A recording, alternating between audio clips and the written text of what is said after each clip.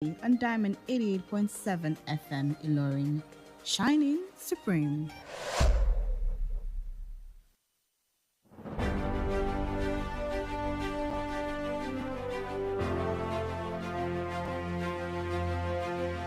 From the news desk of Diamond 88.7 FM Ilorin, this is news on the hour.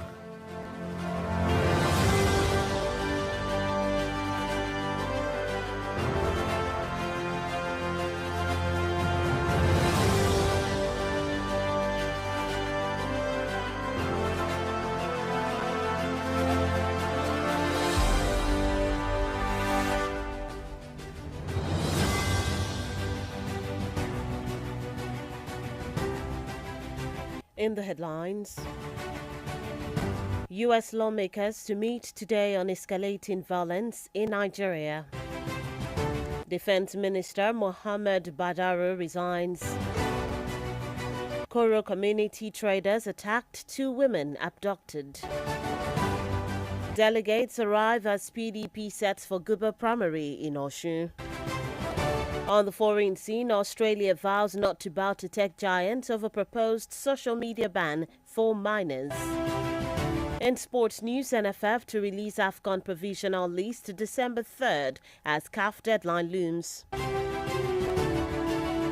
Good afternoon and thank you for staying with us on Diamond 88.7 FM in Lorry. This is the news on the hour. I am Bisola Oduwole Suleiman. We'll bring you details of the news after this break. Please stay with us.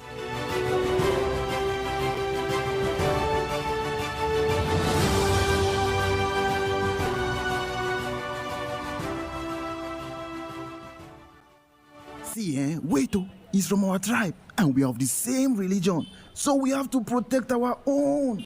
Our tribe isn't corrupt. I beg you, leave am now our Peking. Wait, stop and think. Do you realize that the impact of corruption and careless decisions by that clansman or family member of yours doesn't know tribalism or nepotism? Let's hold everyone accountable for a better society and country. If you see something, say something to the right authorities. This message is reaching you from Diamond 88.7 FM, Ilorin.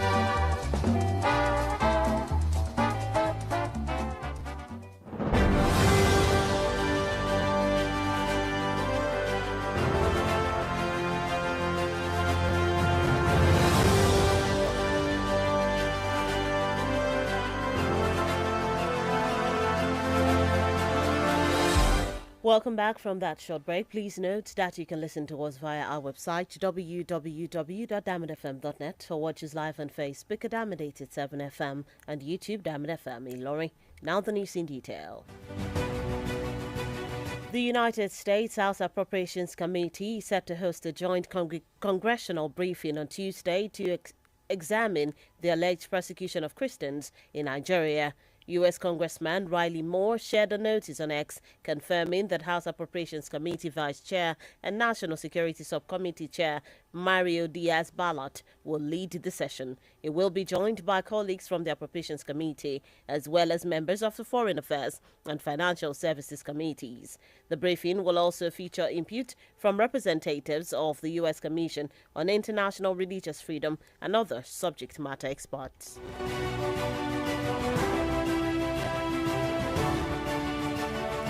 The Minister of Defense, Mohammed Badaru, has resigned his appointment with immediate effect.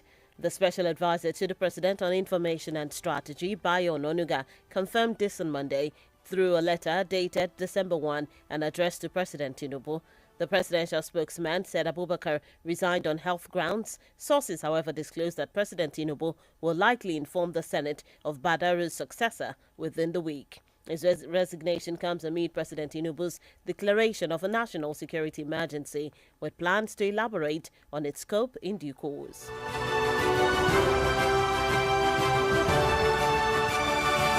Meanwhile, traders commuting from Koro Community, Ekiti local government area of Kwara State, to the town of Egbe in Kogi State early this morning came under attack. The incident occurred at about 9 a.m. when armed men ambushed the group on their way to the market. This was confirmed by the Ashiwaju of Koro, Chief Samuel Ayobola, who disclosed that 5 people, 3 men and 2 women, were initially abducted. However, the 3 male victims managed to escape from their captors shortly after the attack, while the 2 women were taken away and are still in captivity. Local vigilantes from Koro community have since launched a pursuit in an effort to rescue the kidnapped women.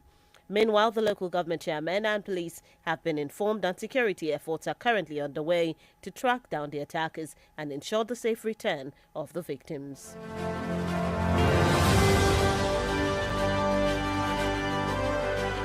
Still in the news, the Labour Party presidential candidate in the 2023 elections, Peter Obi, has stated that some of the names President Bola Tinubu submitted to the Senate for ambassadorial confirmation were shocking. In a post on X, Peter Obi expressed disappointment with the list, saying several of the names were questionable, especially when the nation's leadership is marred by mediocrity, corruption and impunity to rise to the top. The former governor of Anambra also faulted the celebration of defectors by those in power amid the rise in economic and security difficulties affecting millions of households.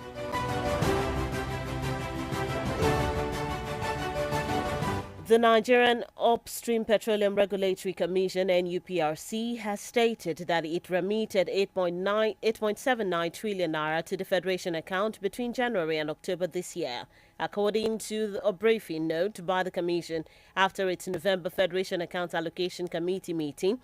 A significant rise in revenue inflows was recorded for October 2025 with a total of 873.1 billion naira. This marked a 17.67% increase compared to the 741.99 billion naira collected in September 2025. The sources of funds included royalty collections, gas flare penalties, rentals, and miscellaneous oil revenues for the months on the review.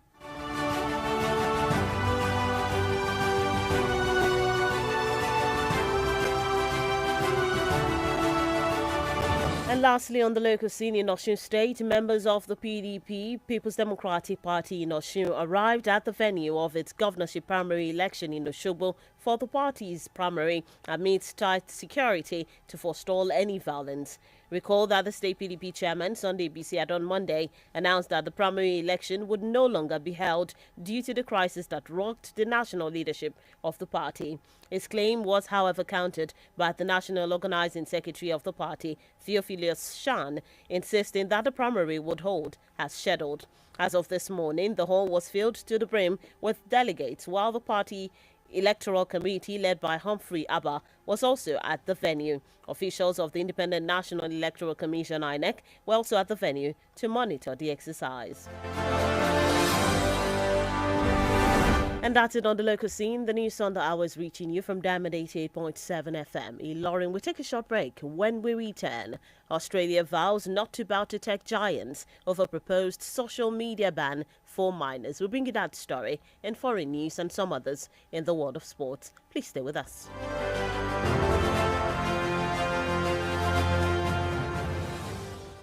Follow us on social media, Facebook, Twitter, and Instagram at Diamond 887 FM. Diamond FM, shining supreme.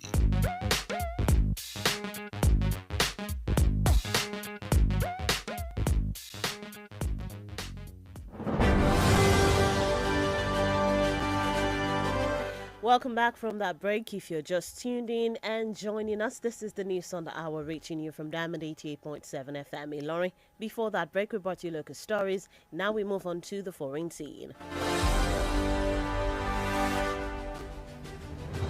In foreign news, Australia's Communications Minister Anika Wells has informed the BBC that the country will not be intimidated by technology companies who disagree with its social media ban and expresses readiness if the US decides to step in. From December 10 social social firms, including Snapchat, Meta, TikTok, and YouTube, will have to take what the government says are reasonable steps to stop children under 16 from having accounts on their platforms.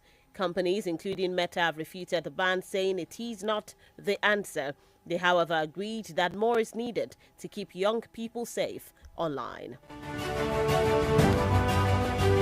Still on the foreign scene, Coast Guards from China and Japan have given different accounts of a confrontation that occurred near a group of geopolitically sensitive islands in the East China Sea. China's Coast Guard said today that a Japanese fishing vessel had illegally entered the waters of the Diaoyu Islands, which Tokyo calls the Senkaku Islands. China claims them as their territory, despite the islands being administered by Japan. Meanwhile, Japan's Coast Guard said it intercepted and expelled 2 Chinese Coast Guard ships as they approached the fishing vessel. The confrontation comes as diplomatic ties between the two nations decline after Japan's leader made controversial comments about Taiwan last month. And that's it in foreign news. Moving into the world of sport, Nigeria forward Terem Murphy and Jeremy Boga were attacked by Nice supporters following Sunday's 3-1 defeat to Lorient. While the mood among Nice fans heated up after the defeat, the players were reportedly warned on their way back from the airport that a hostile reception awaited them at the training center, where around 400 supporters gathered at the club's training facility to express their anger. Murphy and Boga were reportedly spat on, punched, kicked, and subjected to verbal abuse, including racist insults. Meanwhile, the strikers have been examined by a doctor on Monday and placed on sick leave until Sunday due to physical and psychological impact of the assault. Still in sports news, Super Eagles head coach Eric Chell is set to release a 28-man provisional squad for the 2025 Africa Cup of Nations AFCON in Morocco, while the tournament now less than 20 days away. Chile, who reportedly submitted the list to the Nigeria Football Federation NFF in November, has shifted full focus to Nigeria's AFCON campaign after the team failed to qualify for the 2026 FIFA World Cup. Consequently, the NFF is expected to publish Chile's 28-man preliminary list by Wednesday, December 3rd. And that's it in the world of sport. With that, we've come to the end of the news on the hour for today. But before we go, here is a recap of the major highlights. U.S. lawmakers to meet today on escalating violence in Nigeria. Defense Minister Mohammed Badaru resigns. Koro community traders attacked, 2 women abducted. Delegates arrive as PDP sets for Guber primary in Osun. On the foreign scene, Australia vows not to bow to tech giants over proposed social media ban for minors. And in sports news, NFF to release AFCON provisional list December 3rd as CAF deadline looms. And those are the major headlines that's brought to you this afternoon. Before we wrap up the news, we take a look at our Today in History segment. Did you know that on this day in the year 2013, South African nationalist Nelson Mandela, who helped end the country's apartheid system of racial segregation and ushered in a peaceful transition to majority rule, died at the age of 95? Now you know. For news coverage or information about happenings around you, kindly contact the Diamond FM newsroom number on 091-606-27526, 091-606-27526 to join us at 5 p.m. for the news across the world, and at 3 p.m. for the news flash. The news on the hour was edited by Nedu Okore. Don't forget to follow us on all our social media platforms at Diamond 87 FM on Instagram and Facebook, and at Diamond FM Ilorin on YouTube. I am Bisola Oduwole Suleiman. Thank you for listening to your shining Supreme station. Do stay tuned for the news in Yoruba coming up shortly. Good afternoon and have a wonderful rest of the day.